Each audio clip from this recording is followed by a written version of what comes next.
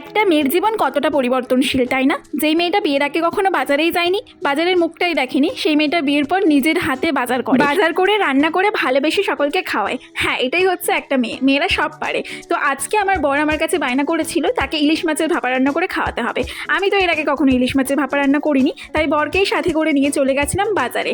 একটা গোটা ইলিশ মাছ কিনেছি, সেটাকে টুকরো টুকরো করে এনেছি। তারপর দেখো আমি ইলিশ মাছের মধ্যে নুন, হলুদ, লঙ্কার গুঁড়ো আর একটু সর্ষের তেল মাখিয়ে কিছুক্ষণের জন্য রেখে দিয়েছিলাম। আর এদিকে আমি এখানে ইলিশ মাছের ভাপা তৈরির জন্য মিক্সার গ্রাইন্ডারের মধ্যে সাদা কালো সর্ষে, কাঁচা লঙ্কা ও খানিকটা নারকেল গুঁড়ো আর টক দই সমস্ত কিছু একসাথে দিয়ে মিক্সার গ্রাইন্ডারে ভালো করে বেটে নিয়েছি। তারপর দেখো ভালো করে সবটা একসাথে মিক্সড করে নিয়েছি, মানে মাছের সাথে সবটা মাখিয়ে নিয়েছি। তারপর উপর থেকে চেরা কাঁচা লঙ্কা আর সর্ষের তেল দিয়ে দিয়েছি। তারপর টিফিন বক্সটাকে ভালো করে আটকে ফুটন্ত জলের মধ্যে 15 মিনিটের জন্য ভাপানোর জন্য বসিয়ে রেখেছিলাম টিফিন বক্সটাকে। দেখো 15 মিনিটের মধ্যে রেডিও হয়ে গেছে আমার ইলিশ মাছের ভাপা। তারপর এই সুন্দর কালারটা এসেছিল ইলিশ মাছের ভাপার। বরমশাইকে তো গরম ভাতের সাথে সার্ভ করেছিলাম, আর খেয়ে কিন্তু খুব খুশি হয়েছিল।